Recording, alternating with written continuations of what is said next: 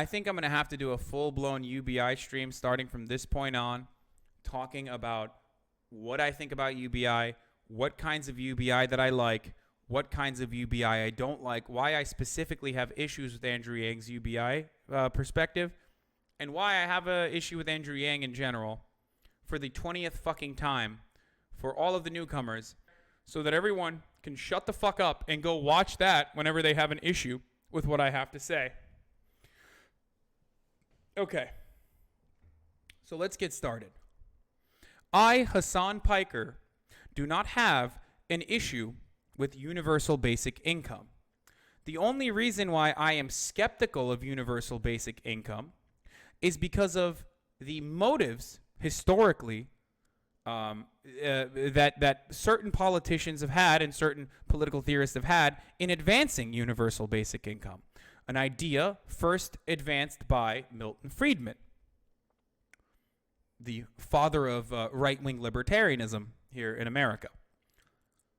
UBI as a legislative effort was also pushed by Richard Nixon's administration. Democrats at the time were vehemently against it. Now, you should be thinking at this point, wait a minute, Hassan, but UBI seems like a very woke thing. Why did Democrats at the time have a problem with universal basic income? That makes no damn sense. Okay? And by the way, thank you, Warger, for thinking this is from a Wikipedia article. This is from the top of my mind. The reason why I can speak on this matter as though I am reading from a Wikipedia article is because I've talked about this approximately a gajillion fucking times. So, Andrew Yang has 3 main points on his own website in regards to why we need a UBI and how we will be paying for this UBI structure. Okay? I'm going to open up Andrew Yang's website now. How would we pay for universal basic income? Now, before we get even further into this, I want to point this out. Universal basic income, in the way that I advocate for, is a drastic wealth redistribution program. I think that universal basic income is yet another band-aid solution that does not address all of the existing integral problems within capitalism that create class antagonism, that create a conflict amongst the working class, the proletariat, and the capitalists, the owners of capital. Okay? Welfare programs only exist to continue. These are government reforms that exist to continue capitalist structures all around the world, and therefore are not actually a foolproof, complete solution to the issues. They just breathe life back into a capitalist structure that is slated for self-destruction.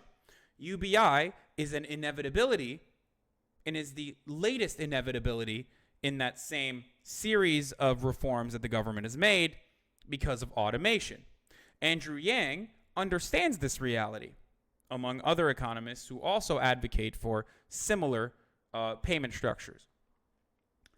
Andrew Yang uses the example of truckers and how they will be devastated by automation to advocate for UBI, and I like his example of truckers, and I think his example of truckers reigns true for all other matters of industry that are slated to be destroyed in its entirety by automation and also artificial intelligence in what PricewaterhouseCoopers and all of these other fucking consultant agencies are calling Industry 4.0.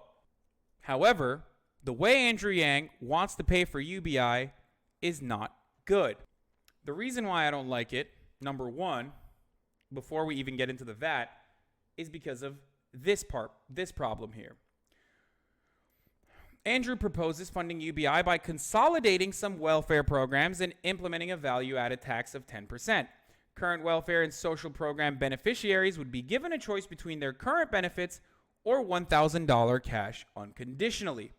Most would prefer cash with no restriction.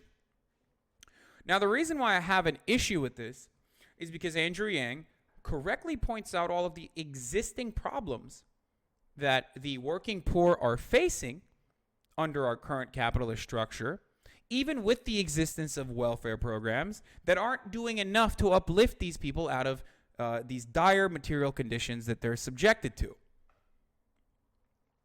However, for some reason, his policy proposal isn't to give them another additional $1,000 in universal basic income, but a substitution if they already have existing, if they're already getting some sort of payment or some sort of benefits from the existing welfare structure. I have an issue with this. A universal basic income should not be a substitute for any other social policies that are already set in place. A universal basic income would, and by the way, Andrew's $1,000 proposal might come across as generous, especially when considering like the middle of America, but would fall significantly short of what the reality is and what is necessary in places like Los Angeles or heavily urbanized areas. But that's an entirely different conversation, and we won't be getting into that. The reason why I have an issue with this is, and the reason why I brought up Milton Friedman and Richard Nixon in the beginning of why Americans wanted UBI, or right-wingers and libertarians have always been a fan of UBI, is because of this very important distinction. Okay? Right-wingers and libertarians want to utilize UBI to justify destroying existing social programs and privatizing the already crippled social safety nets that Americans have scarce access to. A country like Finland advocating for UBI, as Nave the Shade just pointed out, is entirely different than a country like America advocating for UBI. Our social programs currently are in dire need of funding. Anything that jeopardizes their existence is an absolute threat that needs to be eradicated. This is why I'm terrified of anyone who proposes UBI and then turns around and says, well, we're only going to give the UBI on the condition that we take away the welfare spending. So that's one. Number two, how will we pay for it, says Andrew Yang, with a value-added tax. Now this is most similar to a sales tax.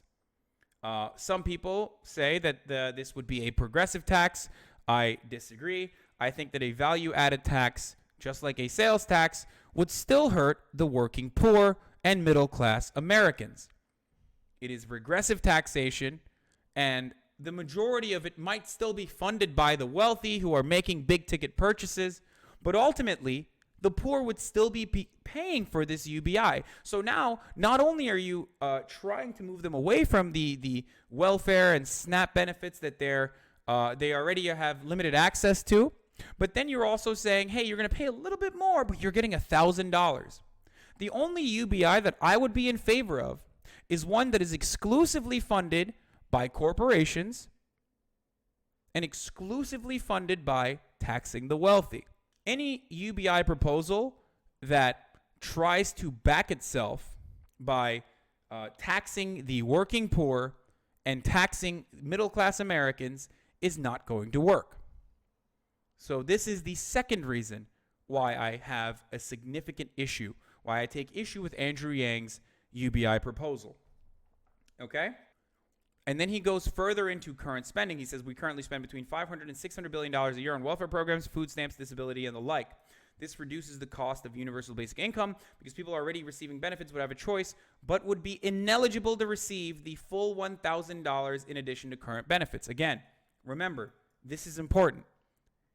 A UBI proposal would only work, even with this modest amount that he's suggesting. It would only work if it was not a substitution, but an additional $1,000 on top of the existing welfare structure that we have. VAT we already talked about and why that would be bad. New revenue, putting money into the hands of American consumers would grow the economy. This I don't disagree with. This is like Keynesian economics. It's not something that I disagree with at all. I think that giving more money, allowing poor people to uplift themselves or to get out of poverty by simply giving them money is a good idea. They would consume more than the wealthy would. This is understandable. I don't have an issue with that perspective. The Roosevelt Institute projected that the economy would grow by approximately 2.5 trillion and create 4.6 million new jobs. This would generate approximately 600 billion in new revenue from economic growth and activity. I agree. That's a good idea. I don't have an issue with that. Let's talk about what I agree as far as, or like what kind of UBI proposals I am in favor of now that I described to you why I don't like Andrew Yang's perspective. Now, you guys might remember Rutger Bregman. He wrote an entire book about UBI. He is famous for, he recently went viral when he was at Davos, and he turned around and fucking shat directly in the faces of billionaires who were also at that conference by talking about the hypocrisy of how billionaires advocate for climate change, and yet 1,500 private jets flew into Davos. And he talks about how no one at Davos, for some weird reason, talks about the issue of tax avoidance, which is a gigantic contributor to economic inequality. It's a gigantic contributor to the wealth disparity that we are currently experiencing, unlike any other period in throughout history, like medieval times levels of wealth disparity. Rutger Bregman, I like him because he also has a similar hairline to mine. So I know you're all a bit depressed at the moment, so I thought, let's cheer us all up. Let's do an interview with a nice, cheery optimist. This guy, Rutger Bregman, Utopia for Realists. So it's about how can we build a much better world than the one we currently have. He's got some great ideas. Basic income, that's one. Shorter working week, kitchen. Come on, everyone. This is fantastic stuff. So he's going to go into detail about these ideas, about how we could build, maybe, just maybe, a utopia. Some people think utopianism is inherently quite a dangerous idea. If you have this view of history of natural constant progress where you create this, you get this perfect society, that's been tried a few times and it's led to huge amounts of bloodshed, tyranny, totalitarianism, all used to justify the utopian ideal. That's partly true. I was born in 1988. It was a year before the fall of the Berlin Wall. You feel really old. And what I was taught at university is that... Holy shit, the dude, oh my God, that's literally my hairline in like fucking 3 years, by the way. A third of the book was about UBI. The rest was about open borders and the 15-hour work week. Yes, Corbin grad, you are correct. I should have mentioned that. The entirety of the book is not about UBI, but he talks about how a utopia is actually pragmatic in his book, and he's going to elaborate on that right now in this interview. It's a really good one, so we're going to watch that. Yes, Rutger wears the same glasses as me, and he has the fucking same hairline as myself. It's fine. Yeah, he's pretty damn cute. Shut the fuck up, everybody. I think he's doing fine. Hopefully he doesn't get executed for speaking truth to power. You shouldn't think in utopian terms anymore because it's dangerous. We've all tried that, communism, fascism, and we're still counting the corpses, right? But I always had this nagging sense that we had lost something. Democracy was utopian once as well. There are a few ideas which may seem utopian now, but may become reality in the future. The problem nowadays, especially on the left, is that it knows very well what it's against, but it doesn't really have an idea of what it's for. So it's basically against everything, against austerity, against the establishment, against homophobia, against racism. And I'm not saying I'm not against all those things, but you also need to be for something, to the vision of where you want to go. The point I often make is the left ended up in a very defensive posture. Why have we ended up so defensive and lacking in imagination of an alternative? Moments of crisis are really, really important. Those are the moments that you can get new ideas into the bloodstream of thought, The problem was that in 2008, with the financial crash, is that this was another moment of crisis where there should have been new ideas on the shelves, but they weren't there. And my hope is that with 2016, with Brexit and Trump, is that we've done more of our homework. A lot of people watching this video, if I was to sum up their views, I think it's fair to say they would think everything's kind of going to pop. But you kind of challenge that, don't you? Well, the big lesson of history is that in the past, everything was worse. We're still living in a period in history where we are incredibly wealthy, healthy, very safe, and we should be grateful for that. The second thing is that there are really exciting ideas out there right now that are gaining in popularity. I think the best example is the idea of universal basic income to just completely eradicate poverty, and it's taking off. Just talk about the history of kind of basic income, because as you point out, it was that well-known lefty, Richard Nixon, who experimented with the idea, didn't implement it. Rather than actually necessarily being something which just comes from the left of politics, it's Milton Friedman. Yeah. He framed it maybe more as a negative income tax, but...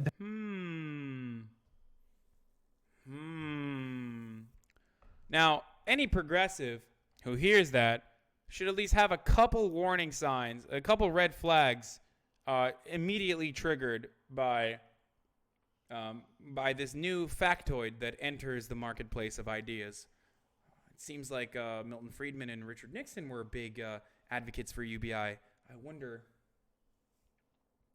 if UBI is not all that great, and it's more of a matter of who is advocating for it and how you'll pay for it. de facto very, very It's similar. basically the same. People from the left to the right, all the great economists, they all thought that this was going to happen. So not only Milton Friedman believed that, but also Martin Luther King. Nixon didn't think of it himself. He just wanted to make history. He thought, oh, this is an idea that everyone's buying into right now. Let's do it. So his proposal for a modest basic income got through Congress twice, and it was only shot down in the Senate because Democrats thought that his proposal wasn't high enough. A lot of critics of basic income, I mean, devil's advocate here, but they'll go, just make everyone lazy. Well, what I found is that when you ask people, what would you do with a basic income, about 90% of people say, you know, I've got dreams, I'm going to do something useful with it. Don't worry, I'm going to quit my bullshit job and it's going to be great. But if you then ask them, what would other people do with a basic income? About 90% of all people say, I know, other people, they'll probably waste it on drugs and alcohol, etc. And that's why I think you need to look at the evidence. There's one famous experiment that was done in Canada in the 1970s. It went on for 4 years. They didn't have money left to analyze the results because a new conservative government had come into power and they said, what kind of crazy experiment is this? Stop it. And then 25 years later, a Canadian professor found the records, did the analysis, and discovered that it had been hugely successful. People didn't massively quit their jobs, that the hospitalization rate decreased by 8.5%, crime went down, kids performed better at school. That's the thing we keep forgetting all the time. Poverty is hugely expensive in terms of higher healthcare, more crime, you name it. Is one of the main justifications for basic income technological change? One study suggests in Britain 11 million jobs could go, not just low-skill, semi-skilled jobs like before, but middle-class professional jobs. So is it now the case, do you think, that work is going to become more and more precarious and that a basic income gives more stability and security to a more insecure workforce? Is that one of the justifications? Well, yes, definitely, but I think that we underestimate capitalism's extraordinary ability to come up with new bullshit jobs. There's one poll that was done in 2014 by YouGov that found that 37% of all British workers think they have a job that doesn't even need to exist. Now, I'm not... Hold on. So he's talking about jobs, bullshit jobs that don't need to exist and whatever. I just want to go quickly to more important parts about what I was talking about before. Unsettled ideas, powered earth, typical subject, Netherlands, migrants, utopian idea. He talks about how Geert Wilders is a utopian and his perspective. Why do the poor make so many poor decisions? I know it's a harsh question, but take a look at the data. The poor borrow more, save less, smoke more, exercise less, drink more, and eat less healthily. But the underlying assumption is the same. There's something wrong with that.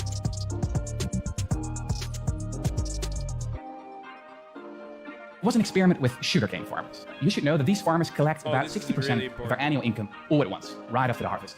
And this means that they're relatively poor one part of the year and rich the other. And the researchers asked them to do an IQ test before and after the harvest. What they subsequently discovered completely blew my mind. The farmers scored much worse on the test before the harvest. The effects of living in poverty, it turns out, correspond to losing 14 points of IQ. Now, this narrows your focus to your immediate lack, to the sandwich you've got to have now, the meeting that's starting in 5 minutes, or the bills that have to be paid tomorrow. So the long-term perspective goes out the window. They're not making dumb decisions because they are dumb, but because they're living in a context in which anyone would make dumb decisions. Poverty is not a lack of character. Poverty is a lack of cash. We should stop sending shoes and teddy bears to the poor, to people we have never met. It's a monthly grant, enough to pay for your basic needs: food, shelter, education. It's completely unconditional. Basic income is not a favor, but a right. The great thing about money is that people can use it to buy things they need, instead of things that self-appointed experts think they need.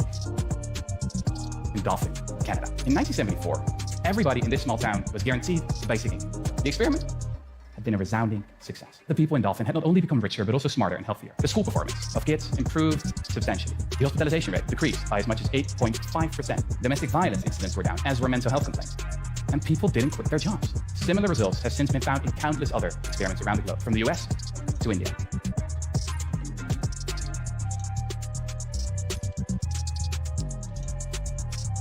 Spending 1% of GDP, you could lift all impoverished Americans above the poverty line.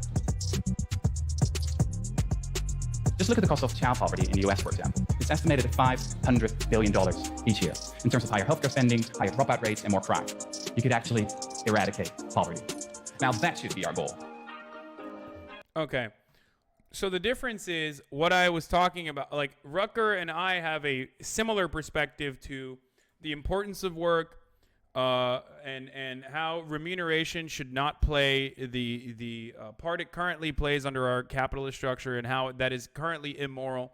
The fact that we work on subsistence wages, or the fact that we work to survive, is broken, and that our level of productivity has increased to a point where we could justify a 15-hour work week rather than the current 40 to 80-hour work week that we have. The reason why I say that I agree with Rutger Bregman's perspective on UBI is because I agree with his worldview. And the worldview that he has is that the wealthy need to do more to pay back what they owe to society. Now he has a lighter approach than I do. His approach is, hey, let's eradicate tax loopholes, let's eradicate tax avoidance, and let's reintroduce this kind of money back into the economy rather than allow the wealthy to hoard it in offshore accounts in the Cayman Islands and blah, blah, blah. My perspective is that a more drastic redistribution is an absolute necessity, given the fact that all of this wealth is generated because of labor. Capital on its own cannot generate more capital. You have to work it. And in order to work it, you need laborers. You need workers to create surplus value. That's why whenever people say like, oh, well, this is a billionaire's, the billionaire created their wealth on their own, they're completely incorrect. They're objectively incorrect. There is no such thing as a self-made billionaire. I love that at this point in the conversation, usually there's one or two people that turn around and say, well, what about J.K. Rowling? Well, it's not like J.K. Rowling made $1 billion by writing on fucking napkins one by one at the coffee shop that she sat inside of. She had publishers. She had editors that took a chance on her. She had factories full of workers that were writing the books and then distributing them out. She had delivery people that were fucking shipping the books off. Like, this is the same concept over and over again. This is the hidden collectivism. I'm sorry.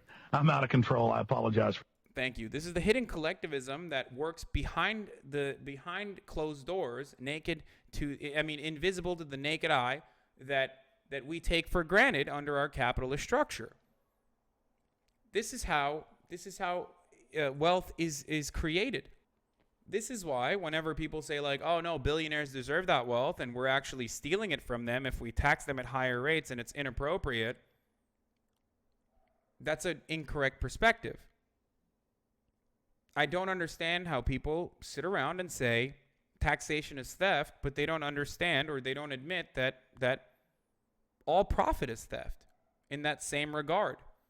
If you are generating all of this profit with your surplus value, if you're generating all the surplus value with your labor, and then your boss gets to do whatever the fuck he wants with it, and more often than not, that surplus value just goes back into his pockets in the form of profits, or goes back into the profits of private capital owners who have never even stepped foot inside of your fucking bookmaking factory or your bread factory or whatever kind of fucking work you're creating or whatever kind of output you're generating. Then how is that a fair system? And it's not.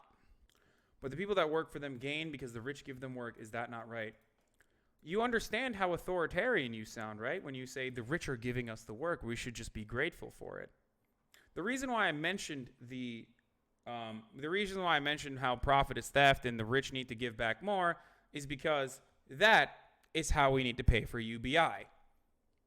The only way UBI would work is if it was a drastic redistribution of wealth from the top that has hoarded all of the wealth and all of the power back down to the workers, the people that are generating that wealth, and even those who aren't working, even those who are not able to work, strictly on the virtue that they are human beings and therefore special snowflakes that deserve not to die. I hope this was a little bit more descriptive of my perspective on UBI. I don't think a VAT works. And the reason why I'm disappointed with Andrew Yang is because UBI is supposed to be his main campaign policy proposal. The entire reason why he's running for president is to normalize the concept of a universal basic income. So if this is his main proposal, and his main proposal is just basically the most neoliberal perspective you could have on universal basic income that seeks to take away existing welfare payments from people who rely on them, people who depend on them, and just give them cash to bribe them off of the welfare payments, rather than addressing the structural issues that put them in this position in the first place, rather than addressing the material conditions in which the poor are destined to a lifetime of poverty.